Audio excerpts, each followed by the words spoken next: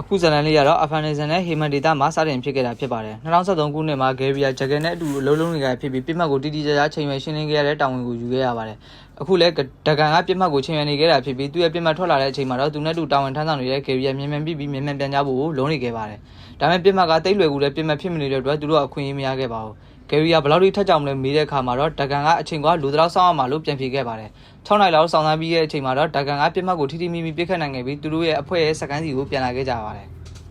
စခန်းကိုရောက်တဲ့အချိန်မှာတော့သူတို့ကအပန်းဖြေတဲ့အနေနဲ့ပျော်ပျော်ပါပါဂိမ်းတွေကိုစော့ခဲ့ကြပြီးတော့သူတို့ရဲ့ခေါင်းဆောင်ကတကန်ကိုအတူတောက်ဖို့ကမ်းလှမ်းခဲ့ပြီးသူတို့တွေကဘယ်သူများ cyber data ကိုခီးသွားခြင်းလဲလို့မေးခဲ့ပါတယ်အဲ့ဒီအချိန်မှာဂျက်ကယ်အဖွဲ့အစည်းကနေပြီးတော့တကန်ရဲ့အောင်မြင်မှုကိုအတိအမှတ်ပြုတဲ့အနေနဲ့ဇေယျမှာအတိအမှတ်ပြုပေးခဲ့တာကြောင့်အသင်းဖော်တွေအားလုံးပျော်ရွှင်စွာအောင်ပွဲခံခဲ့ကြပါတယ်အဲ့မှာဂျန်ဆိုတဲ့သူကဂယ်ရီစီကိုတဟုန်လို့ပြေးဝင်ခဲ့ပါတယ်သူတို့ရဲ့မိတ်ဆွေဟောင်းတွေဖြစ်ပြီးတော့ဟေမန်ဒေတာမှာတော့အမှတ်တရတွေကိုပြန်ပြောခဲ့ကြတဲ့အပြင်ပြစ်မှတ်တစ်ခုကိုဒေါ်လာ2000တန်ကြီးရမယ်အလုပ်ကြောင်းကိုလည်းပြောပြခဲ့ပြီးမသွားခင်မှာသူ့ရဲ့လိပ်စာကတ်ကိုပေးခဲ့လိုက်ပါတယ်တူရကီနိုင်ငံဒေသတစ်ခုမှာဒကန်နဲ့ဂယ်ရီတို့ကသူတို့ရဲ့တာဝန်ကိုအောင်မြင်အောင်လှုပ်ဆောင်ပြီးစီးခဲ့ပြီးပြန်လည်ထွက်ခွာကြဖို့အတွက်ကားတွေကနေဂျန်ကိုစောင့်စားနေခဲ့ကြပါတယ်။အဲဒီနောက်မှာဂျန်ကသူ့မိတ်ဆွေဂယ်ရီတို့ရဲ့လုပ်ရည်ကိုင်ကိုသဘောကျတဲ့အတွက်ငွေပေးချေလိုက်ကြောင်းပြောခဲ့ပြီးသူတို့ကိုတိတ်တော်ကြောင်းလည်းချီးမွမ်းလိုက်ပါတယ်။အဲဒီမှာဇလန်ကအာဖဂန်နစ္စတန်ဒေသတွေစီကိုပြန်လည်ရောက်လာပြီးတော့ဒကန်တို့တွေကသူတို့ရဲ့ပြစ်မှတ်အသစ်ဖြစ်တဲ့နီဂျီအကြောင်းကိုလေ့လာနေကြမှာကိုတွေ့ရမှာပါ။သူတို့ကတာလီဘန်အဖွဲ့ကြီးရဲ့အရာရှိတဦးရဲ့မင်္ဂလာဆောင်မှာရှိနေမှာဖြစ်ကြောင်းသိရတဲ့အတွက်ကပတိန်ကခမ်ကိုအရှင်ဖမ်းလာခဲ့ဖို့ညွှန်ကြားလိုက်ပါတယ်။ဒါနဲ့ထုံးစံတိုင်းဂယ်ရီနဲ့ဒကန်တို့ကစစ်စင်ရေးကိုလိုဖို့ထွက်ခဲ့ကြပါတယ်စစ်စင်ရေးလုံးမဲ့နေရာကိုရောက်တဲ့အခါသူတို့နှစ်ဦးကအစင်းစင်းနေရာယူကြပြီးကျန်တဲ့အဖွဲ့သားတွေကိုကားတွေနဲ့စကန်တွေစီကိုတိုးဝင်သွားပြီးအဆောင်တွေကိုဝင်ခွင့်ပြုဖို့အတင်းသွားပြောကြပါတယ်အဲ့လိုအခြေအနေမှာရှုပ်ရက်ခတ်လာတဲ့အခါမှာတော့ဂယ်ရီကအချောင်းဝန်းထဲကအသင့်နေတာနဲ့ချိန်ရွယ်ခဲ့ပြီးပါပြီအဆောင်တွေကအရေးကြီးတဲ့ပုံကိုအထက်မှာရှိနေတဲ့အတွက်သူတို့တွေကိုဝင်ခွင့်မပြုနိုင်ဘူးလို့ပြောနေတဲ့အချိန်မှာဒကန်ကအဆောင်တယောက်ကိုပစ်လိုက်တဲ့အတွက်အပြန်အလှန်ပစ်ခတ်မှုတွေဖြစ်သွားခဲ့ကြပါတယ်အကုန်လုံးကလက်နက်ကိုစီနဲ့ပြင်းပြင်းထန်ထန်ပစ်ခဲ့ကြပြီးမင်္ဂလာဆောင်တွေကိုအတင်းဝင်ခဲ့ကြပါတယ်အခုမှအပြေးရောက်လာတဲ့ဂယ်ရီနဲ့ဒကန်တို့တွေကသူတို့ရဲ့အခြေအနေကိုမထိန်လိုက်နိုင်ပြန်တာကိုတွေးခဲ့ရလို့စိတ်ပြတ်ခဲ့ရပါတယ်ဒါကြောင့်ဝေါ်တာကသူဖြစ်ရှင်းမမေ့လို့ပြောခဲ့ပြီးတော့ရေဒီယိုကနေတဆင်းသူတို့ကိုပစ်ခတ်ခံခဲ့ရပြီးအခြေအနေကရုပ်ရုပ်တည်တည်ဖြစ်ခဲ့ရတယ်လို့သတင်းပို့ခဲ့ပါတယ်စစ်စင်ရေးနေရာကနေပြန်လည်ထွက်ခွာမှလည်းအားလုံးကိုဘာမှမပြောကြဘူးတားမြစ်ခဲ့ပါသေးတယ်သူတို့တွေကလုံခြုံတဲ့အကွာအဝေးရောက်တဲ့ခါမှာတော့အဲ့နေရာတစ်ခုလုံးကိုဖောက်ခွဲဖျက်ဆီးခံလိုက်ရတာကိုတွေးလိုက်ရပါတော့တယ်လက်ရှိကာလအမိုင်ဆဲဌာနချုပ်မှာဗီနက်ကဒကန်ရဲ့ဖိုင်တွေကိုရှာတွေ့ခဲ့တဲ့အတွက်ဘီယန်ကာကိုဖတ်ကြည့်ဖို့ကြိုးစားခဲ့ပါတယ်အထက်လူကြီးကသူမရဲ့တောင်းဆိုချက်ကိုခွင့်မပြုပေမဲ့ဖိုင်တွေကိုအခန်းထဲမှာပဲဖတ်မယ်လို့ပြောခဲ့ပါတယ်ဒါနဲ့ဘီယန်ကာကသူ့ရဲ့အကြောင်းကိုဖတ်ကြည့်လိုက်တဲ့အခါမှာဒကန်အဖွဲ့အစည်းအတွင်းသို့ဝင်ရောက်ခဲ့ကနေစပြီးတော့စနိုက်ပါသမားအဖြစ် training ဆင်းခဲ့ကြောင်းအာဖဂန်နစ္စတန်ရဲ့အထူးတပ်ဖွဲ့ဝင်မှာတာဝန်ထမ်းဆောင်ခဲ့ကြောင်းကိုသိလိုက်ရပါတယ်2013ခုနှစ်ဧပြီ23မှာအဖွဲ့တစ်ခုလုံးမစ်ရှင်တာဝန်ထမ်းဆောင်နေရင်တည်ဆုံးခဲ့ရတယ်လို့မှတ်တမ်းတွေမှာရေးထားတာကိုဖတ်လိုက်ရပါတယ်တရားဝင်မှတ်တမ်းတွေဆိုပေမဲ့ဘီလီယန်ကာကဒကန်တည်သွားပြီဆိုတာကိုဘလို့မှမယုံနိုင်ခဲ့ပါဘူး။အဲ့မီရင်ဆောင်ရနေတော့ဒကန်က IED တွေရောနေတဲ့မြေအပုံတပုံကိုတွေ့ခဲ့ပါတယ်။သူကကားသမားကိုခဏရက်ခိုင်းပြီးဂယ်ရီနဲ့အတူစုံစမ်းဖို့တွားခဲ့လိုက်တယ်။ IED တွေရှိမလားလို့တေချာရှာခဲ့ပေမဲ့တကယ်တမ်းသူတွေးလိုက်ရတော့ကလေးတွေစီးတဲ့3000စပိန်တစည်းကိုပါပဲ။ဒါမဲ့ဒကန်ကဖုန်းကနေတစင်းကျန်တဲ့အဖွဲ့သားတွေပါလာတဲ့ကားကိုဖောက်ခွဲပစ်လိုက်တဲ့အခါမှာဂယ်ရီယာတားကိုအံ့အားတင်သွားခဲ့ရပါတယ်။ဂယ်ရီယာထိတ်လန့်တုန်လှုပ်ပြီးဒကန်ကိုအကြောင်းရင်းတွေမေးနေပေမဲ့ဒကန်ကတော့ဘယ်သူမှမရှာနိုင်လောက်မဲ့နေရာကိုတွားမယ်လို့ပဲပြောခဲ့ပါတယ်။လက်ရှိကာလမြင်ကွင်းမှာတော့အဆောင်တွေကလှေပေါ်ကခီးတယ်တွေရဲ့ကိုမှလက်နက်ပါမပါကိုရှာနေတာကိုမြင်ကြရမှာပါဂျက်ကယ်ကကန်းကြီးတစ်လျှောက်ခီးသွားတွေကြည့်ဖို့ထားတဲ့မှန်မြောင်းကနေလိုက်ကြည့်နေခဲ့ပါတယ်အဲ့ဒီချိန်မှာဇီနာကမှန်မြောင်းကိုခက်ချမ်းပိတ်ချလိုက်ပြီးမိထဲကို48နာရီတွင် UDC တွေလွတ်တော့မှာဖြစ်ကြောင်းကိုသတိပေးခဲ့ပါတယ်သူကလည်းခီးထွက်လာတာမဟုတ်ပါဘူးလို့ပြန်ဖြေရင်အဝေးကိုထွက်ခဲ့လိုက်ပါတယ်အဲ့နောက်မှာမြင်ကွင်းက UDC တွေစီကိုပြောင်းသွားပြီးပင်လယ်ထဲမှာတစုံတယောက်ရေကူးနေတာကိုတွေ့ကြမှာပါသူနားမှာလည်းလုံခြုံရေးအဆောင်အချက်တွေအများပြားရှိနေခဲ့ပါတယ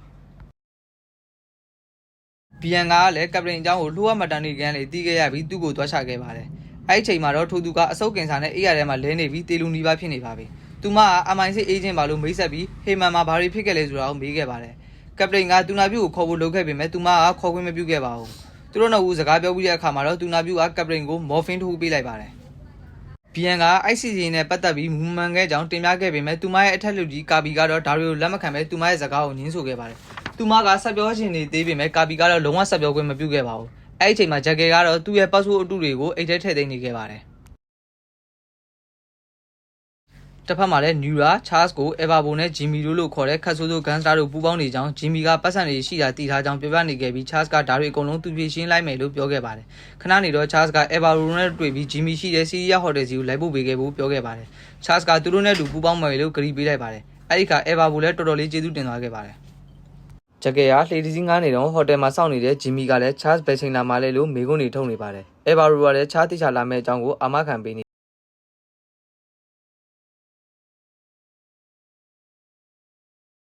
ချားစ်ဘလောက်တောင်တန်လဲလို့မေးတဲ့အခါအဲဘာရူကသူကမီလီယံနဲ့ချီပြီးတန်တယ်လို့ဖြေခဲ့ပါတယ်။ဇပွဲတို့လေးကခွက်လုတ်ကိုမြင်ပြီးထပ်ပြေးလာတဲ့အခါမှာတော့ဂျီမီကဘိုင်းကနေနဲ့ဇပွဲပေါ်မှာမှောက်ကျသွားခဲ့ရပါတယ်။ဒီအဖြစ်ကြောင့်ဇပွဲတို့မှလေးကလည်းကြောင်းနဲ့ကြောင်းအော်ပြီးကင်မရာတွေကိုလည်းတစ်ဖြတ်ဖြတ်ရိုက်နေခဲ့ကြပါတော့တယ်။ဒီအဖြစ်ပြက်နဲ့1ကီလိုမီတာအဝေးရှိတဲ့လှေပေါ်မှာဂျက်ကက်တယောက်အခန်းနံပါတ်ခွန်ကိုဝင်လာတဲ့မြင်ကွင်းလေးကိုအရင်တွေ့ရမှာပါအခန်းထဲမှာသူကတနတ်ကိုအတန်တက်အောင်ကရိယာတစ်ခုတက်ဆင်နေခဲ့ပါတယ်တစ်ဖက်မှာဘီလီယံကာကအဲ့ရပေါ်မှာရှိနေလုံးဂျီမီရဲ့အဖြစ်ပြက်ကြောင့်သတင်းဖတ်လိုက်ရတဲ့အတွက်လှုပ်ဝက်ဒေတာစနစ်ထဲဝင်ရှာကြည့်လိုက်ပါတယ်ဒီမှုကအတော်လေးခက်ခဲပြီးစကိမ်းမြင်မှန်တီးလိုက်ရတဲ့အခါသူမှလည်းလန်သွားခဲ့ပါတယ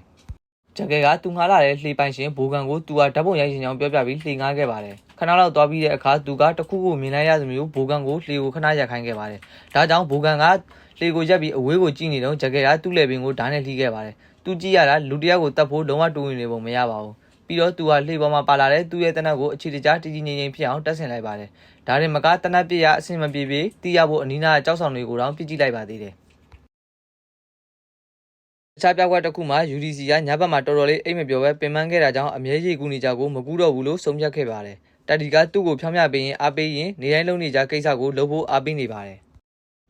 ်ဂျက်ကက်ကသူ့ရဲ့ဆက်ကနေသတိပေးအတန်ဝင်လာတဲ့အခါအပေါ်ကိုမောကြည့်လိုက်ပါတယ်။ကောင်းကင်မှာဝဲနေတဲ့ဒုံးကိုမြင်တော့တနရအဝင်မခံရစီဖို့လှေပေါ်မှာငါးဖမ်းဟန်ဆောင်ခဲ့လိုက်ပါတယ်။တစ်ဖက်မှာတော့ကီကဘူကန်ရဲ့လှေပေါ်မှာဘာလို့တခြားလူတယောက်ရှိနေရလဲလို့စဉ်းစားနေခဲ့ပါတယ်။အဲဒီနောက် UDC နဲ့တက်ဒီတို့ကအောက်ထပ်ကိုဆင်းလာကြပြီးအပြင်ထွက်လာကြတာကိုတွေးလိုက်တဲ့အခါဂျက်ကက်ကသူတို့ကိုတနက်နဲ့ချိန်ပြီးအသင်းဖြစ်တာနဲ့ပြစ်ဖို့စောင့်နေခဲ့လိုက်ပါတယ်။သူကအနားမှာစပီးဘုတ်ကိုပါအသင်းပြင်ထားပြီးအခွင့်အရေးကိုအမီယာစုပ်ကင်တော့မဲ့ပုံမှာပဲ။အဲ့ဒီအချိန်မှာလုံုံရေးဘိုကန်ကလှေနားမှာ jet ski တစ်စီးကိုတွေးလိုက်ရတယ်လို့ဂျက်ကက်ကလည်းတတိထားမိသွားပြီး jet ski မောင်းသူကိုတနက်နဲ့လှမ်းပစ်လိုက်ပါတယ်။ကင်မရာမှတ်တမ်းတွေကိုကြည့်လိုက်တဲ့အခါကီကဘိုကန်ရဲ့လှေပေါ်မှာလူကတန်တတွေနဲ့စနိုက်ပါသမားဖြစ်တယ်လို့သိသွားခဲ့ပါပြီ။ UDC ကရေကူးနေရင်ရေအောက်ကိုရောက်သွားတဲ့အတွက်သူ့ရဲ့တောက်တောက်ဆောင်ကိုလိုက်ပြီးဆဲခဲ့ပါတယ်။လှေပေါ်ကဂျက်ကက်ကသူတို့ရဲ့လှုပ်ရှားမှုကိုတည်တည်ချာချာကြည့်နေခဲ့ပြီးရေမျက်နှာပြင်ပေါ်ကိုရောက်လာတာနဲ့လှမ်းပစ်လိုက်ပါတယ်။ဒါပေမဲ့တောက်တောက်ဆောင်ကိုထိသွားတဲ့က UDC ကိုမထိခဲ့ပါဘူး။ကုန်းပေါ်မှာကျန်ခဲ့တဲ့တောက်တောက်ဆောင်တွေကပြစ်မှတ်ကိုမပြတ်မသားဖြစ်အောင် UDC ကိုရေရောက်ထဲမှာနေဖို့ဝိုင်းဝန်းနေကြပါတယ်။ဂျက်ကက်ကတော့လုံးဝလက်မလျှော့ခဲ့ပါဘူး။သူကတေချာချင်းရင်အကွက်ကောင်းကိုစောင့်နေခဲ့ပါတယ်။ UDC ကလေရှူဖို့ရေမျက်နှာပြင်ပေါ်ကိုတက်လာတဲ့အခါဂျက်ကက်ကတနတ်နဲ့ပစ်လိုက်ပါတယ်။ဒီအခါမှာသူ့ရဲ့နောက်စီကိုထိသွားခဲ့ပါတယ်။သူ့တောင်ဝင်ပြီးဆုံးသွားတာနဲ့ဂျက်ကက်ကအားလုံးရဲ့လက်ကလွတ်အောင်ထွက်ပြေးခဲ့ပါတယ်။နောက်ထပ်ပြောက်ကွက်ကတော့ကားစီးနဲ့လွတ်အောင်ပြေးနေတဲ့ဂျက်ကက်ပါအရှိမကားတွေကိုဒစီဘီဒစီဆင့်နေတဲ့ရဲကိုမြင်တဲ့အခါအနေငယ်ထိတ်လန့်သွားခဲ့ရပါတယ်ရဲတွေကနောက်ဖုံးဖွင့်ဖို့ပြောတဲ့အခါပိုလန့်ပြီးတော့မောင်းပြေးသွားခဲ့ပါတယ်နောက်ကလိုက်လာတဲ့ရဲတွေလက်ကလွတ်အောင်မြို့ရဲ့လမ်းကြားတွေထဲမှာအချိန်တင်ပြီးမောင်းပြေးခဲ့နေပါတယ်အဲ့ချိန်မှာဘီယန်ကာကကာဘီနဲ့အသက်ခံရတဲ့ဂျီမီရဲ့အမှုကိစ္စကြောင့်တည်တံ့ဆွေးနွေးလျက်ရှိပြီးဘီယန်ကာကတော့ဂျီမီနဲ့ UDC တို့ကိုတတ်သွားတဲ့တရားခံကတယောက်တည်းပဲလို့လုံးဝယုံကြည်နေပါတယ်ကာဘီကတော့သူမပြောတာကိုလက်မခံပဲအမှုကပိတ်သွားပြီဖြစ်ကြောင်းအရင်ကသူမလုပ်ခဲ့တဲ့အမှားကိုသတိရထားဖို့ပြောခဲ့ပါတယ်တကယ်လို့ဒါကိုမမေ့နိုင်ရင်တခြားလုပ်ကိုရှာထားပါလို့တောင်ချိန်ရောက်ခဲ့ပါသေးတယ်ဒါကြောင့်ဘီယန်ကာကလည်းသူမအလုပ်ကနေနှုတ်ထွက်ကြောင်းပြောခဲ့ပါတယ်တစ်ဖက်မှာဂျက်ကက်ကလမ်းပေါ်ကကောင်လေးကိုရှောင်ချရင်ကားမတော်စားဖြစ်သွားပါတယ်ခဏကြာမှလမ်းသွားလမ်းလာတအူးကဂျက်ကက်တယောက်မှောက်နေတဲ့ကားထဲမှာပိတ်မိနေတာကိုတွေ့သွားတဲ့အတွက်ကယ်ဘင်ရဲကိုလည်းအကြောင်းကြားလိုက်ပါတယ်ဂျက်ကက်ကတော့သူ့ကိုတနက်နဲ့ချင်းချောက်ပြီးသူ့ကားတော့ကိုယူလိုက်ပါတယ်အနီးနားကအမျိုးသမီးကလည်းရဲတိုက်နေတာကိုတွေ့လိုက်ရတော့သူအကြက်ရိုက်သွားရပါတယ်တိတ်မကြခင်မှာတော့ဂျက်ကက်ကားဟာတစားစီပေါက်ကွဲထွက်သွားပါတယ်ထွက်ပြေးလွတ်မြောက်လာတဲ့ဂျက်ကက်ကစီစဉ်ထားတဲ့နေရာအရောက်မှာဒဏ်ရာတွေကိုဆေးထည့်ပြီးသူ့ရဲ့ပုံစံကိုပြောင်းလဲလိုက်ပါတယ်ပြီးတဲ့အခါသူကမီးချစ်ကိုကားထဲပစ်ထည့်ပြီးတောင်တောင်းကိုတွန်းချလိုက်ပါတယ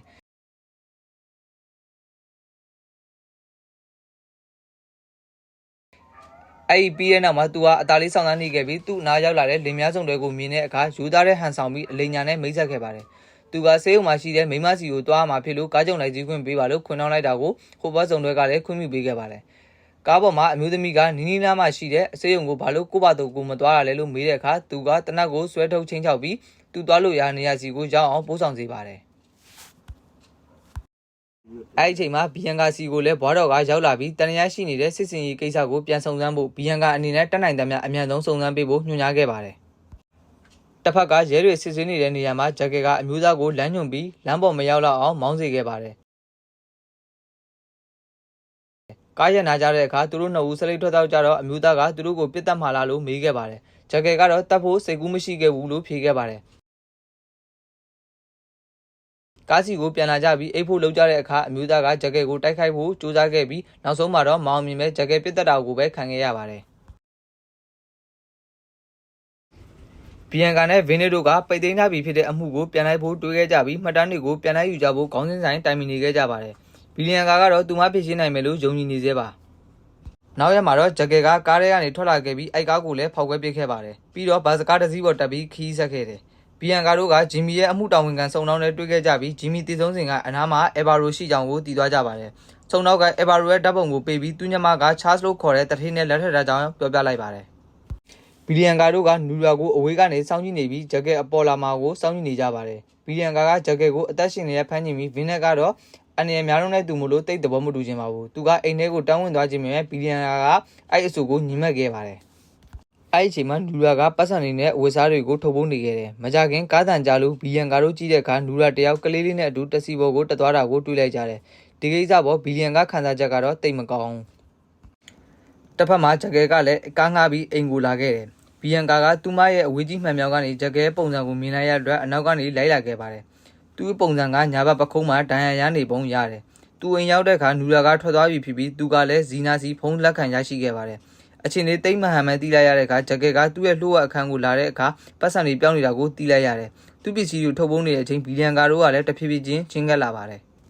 အဲ့ဒီအချိန်အေဗာရိုရောက်လာပြီးသူညမနူရာကိုစကားပြောကြဖို့អော်တဲ့အခါစူညန်တန်တွေကြားလို့အလင်းရောင်ရှိရဲ့ဘက်ကိုပြစ်ခတ်လိုက်တယ်တကယ်တော့အဲ့ဒါကဘီလီယန်ကာနဲ့ဗင်းနစ်တို့ပါဂျက်ကဲကလည်းအတန်တွေကိုကြားလိုက်ရတဲ့အတွက်လက်နက်ကိုအသင့်ပြင်ထားပြီးအခန်းထဲကစောင့်နေတယ်ဘီလီယန်ကာကတဖြည်းဖြည်းနဲ့အခန်းရှိကိုရောက်လာခဲ့ပြီးသူမရဲ့တစ်ဖက်ခြမ်းမှာဘာတွေရှိနေလဲဆိုတာကတော့သူမလုံးဝမသိခဲ့ပါဘူးဂျက်ကဲကတော့ဘီလီယန်ကာကိုမြင်ရပေမဲ့ဘီလီယန်ကာကတော့သူ့ကိုလုံးဝမမြင်ခဲ့ပါဘူးသူတို့ကဂျက်ကဲရဲ့အရေးအံကိုမမြင်ရတဲ့အတွက်အိမ်ရဲ့အချက်ပေးစနစ်ကိုတုံးပြီးသူ့ကိုခေါ်ထုတ်ဖို့လုပ်ကြတယ်မကြခင်ဘီလီယန်ကာရဲ့ခေါင်းကိုလေဆာနဲ့ချိန်ထားတာကိုတွေ့လိုက်ရတော့ဗင်းနစ်ကသူ့ကိုတွန်းဖယ်ပြီးရင်တစ်ဖက်နဲ့တစ်ဖက်စတင်ပစ်ခတ်ခဲ့ကြပါတယ်ဗင်းနစ်ကဘီလီယန်ကာကိုမထိအောင်ကာပေးခဲ့တယ်လို့ဘီလီယန်ကာကလည်းကြီးရီကြားကနေကိုကာဝယ်နိုင်ခဲ့တယ်ဘီယန်ကာကသူမအနေနဲ့ဘသူမှမသေးစီလိုကြောင်းပြောရင်နေရနောက်မှာပုံရင်ကြည်လဲနေတဲ့ဂျက်ကဲရဲ့နားကိုကတ်လာခဲ့ပါတယ်ပြီးတော့ထို့သူကိုတကန်အနေနဲ့စကားပြောရင်သူမကတိုက်ခိုက်ရတာကိုကြိုက်တယ်အနိုင်ရတာကိုကြိုက်တယ်လို့ပြောတဲ့အခါသူကလည်းအနိုင်ရတာကိုကြိုက်တယ်လို့ပြန်ဖြေလိုက်တယ်ဘီယန်ကာကဒူလိုတွေမဖြစ်သင့်ဘူးလို့ပြောတဲ့အခါဂျက်ကဲကသူမရဲ့အနောက်မှာဖြစ်သင့်ပါတယ်လေလို့အေးဆက်စွာပြန်ဖြေလိုက်တယ်ပြီးတော့သူမကိုတစ်ချက်တည်းနဲ့ပြစ်ချလိုက်ပြီးတိတ်ဆိတ်စွာရက်ကြည့်နေခဲ့ပါတော့တယ်အခုလိုစကားကောင်းလေးတွေကြည့်ရင်ကျွန်တော်တို့ရဲ့ channel လေးကို like နဲ့ subscribe လေးလုပ်အားပေးကြပါအောင်အားလုံးကိုကျေးဇူးတင်ပါတယ်